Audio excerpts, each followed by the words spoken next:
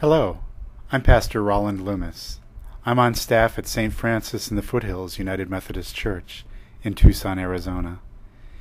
In June of 2009, Dr. Barbara Eiswerth, director of Ishkashita Refugee Harvesting Network, a partner organization with St. Francis, and I journeyed to Kenya to visit Kakuma refugee camp.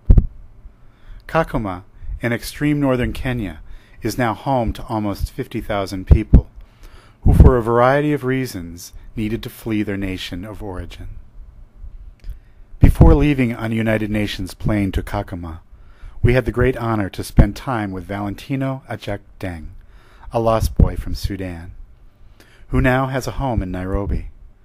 We talked to him about many things, and he was gracious enough to give us an interview at our hotel in Nairobi. Valentino is the subject of the best-selling book, What is the What? By Dave Eggers.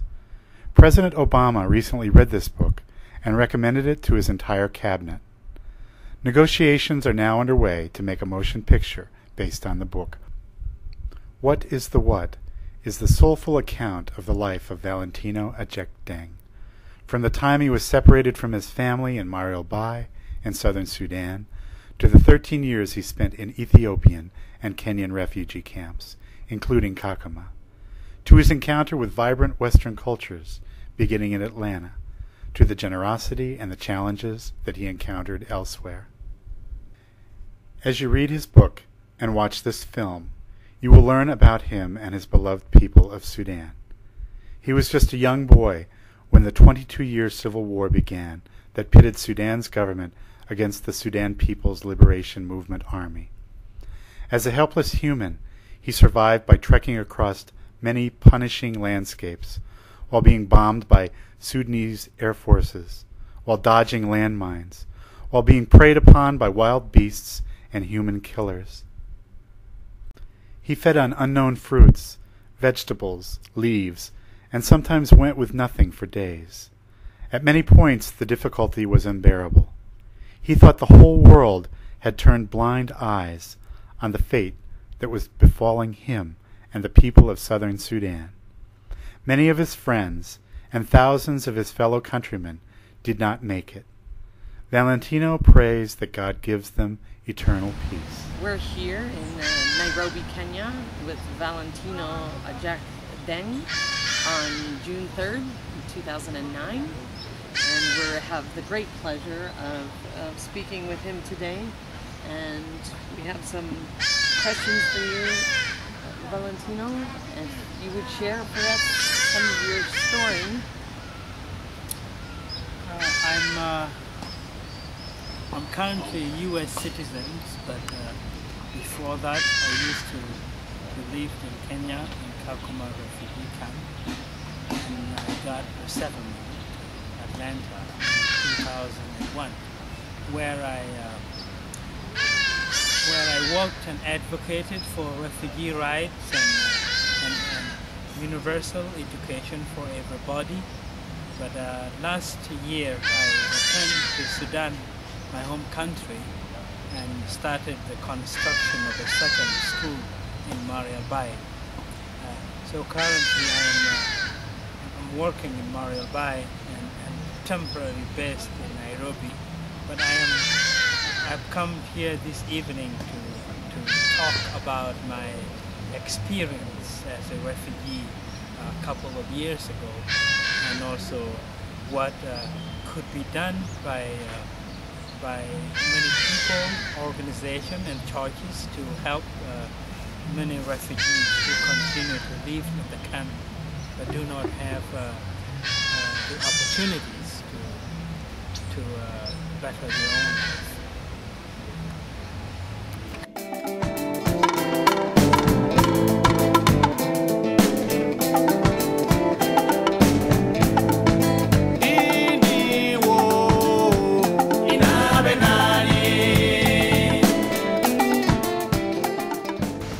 Tell us about the day. Can you remember the day that you had to flee your home, your village? I remember the day. The incident occurred in the evening at 3 the day before.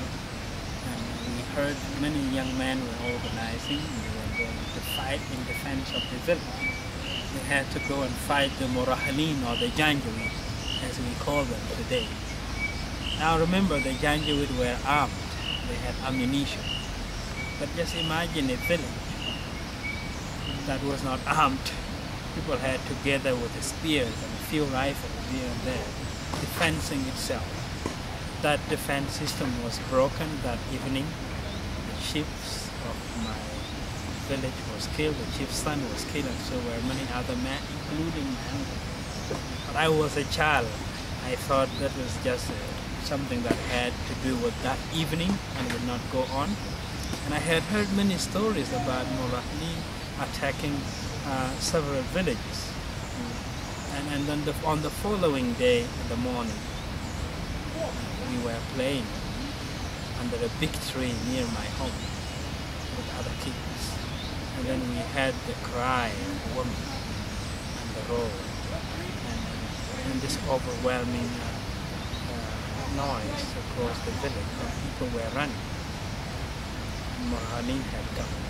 They were on horseback, they were on camels, they were on donkeys, they were shooting randomly, and that was the day I left the village. When that day came, and how did you leave? How did you escape? I was separated from the family. The SPLA, the Sudan People's Liberation Movement, the army, was also mobilizing people. I know now, I didn't know at the time. Yes. But having been separated from my family, I found this group that was so sympathetic to the cause and the security, the state of security in the village. And I joined multitudes of people who were walking to the refugee camps in Western Ethiopia. How far did you walk then? I walked for more than 4 months. And it should be more than 800 miles. And how old were you then? I was 7 or more. Can you tell us about your connection with the United Methodist Church?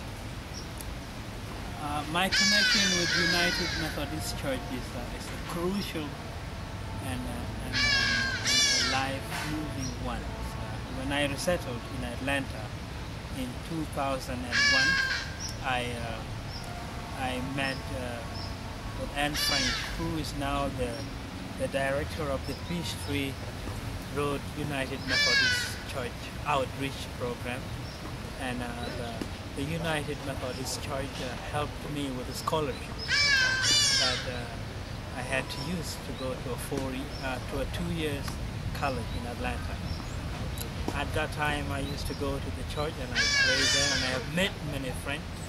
And most of my time in Atlanta, I was interacting with pastors and laymen and the youth and many Christian groups of the Peachtree United Methodist Church.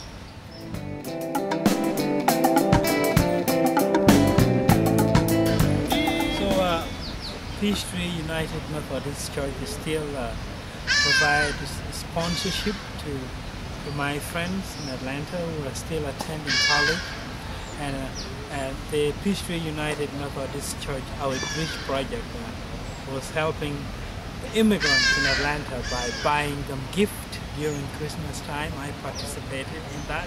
Valentino, we've noticed so many refugees in and around Nairobi and here of refugees. Can you explain the difference between refugees being in a refugee camp and refugees being outside of the refugee camp, and how does that happen, and what are the differences? There are many differences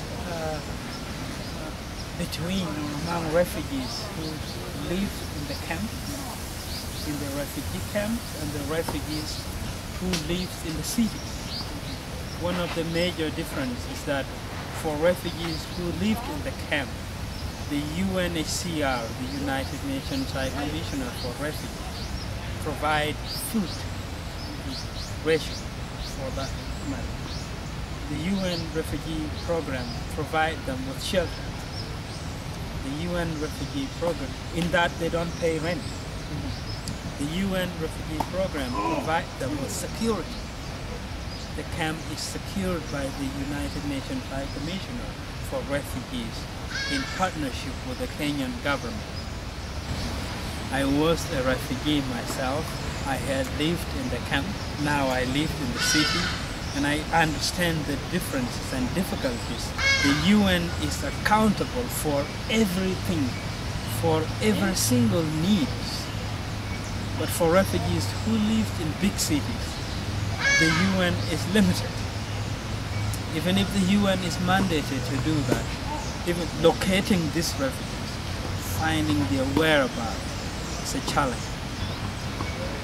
What would you say were some of the most difficult challenges you had to overcome?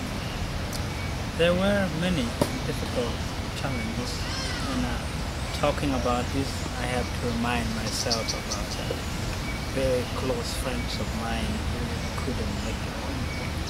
Some of them died of hunger, some of them died of wild animals, some of them died of thirst. And I remember one incident where a friend of mine called Deng was sleeping in a mosquito net with two of us, and he passed away at night. We did not know that he was dead. So the following morning we struggled. I also remember an incident on my way back from Western Ethiopia where a young woman was shot dead, and her infant daughter was struggling, trying to breastfeed on a dead mother. And then we had to take this child back. This incident happened when I was now someone who had grown used to the situation. There are incidences I could remember, such as hunger and starvation, where people were starving. I've seen people who would call on anyone's name and ask for food and water, and ask that someone had to come back to help them. And I knew they were looking at me, they were looking at us. They wanted assistance. They wanted someone to come back to help them, and nobody ever came, and they never made it.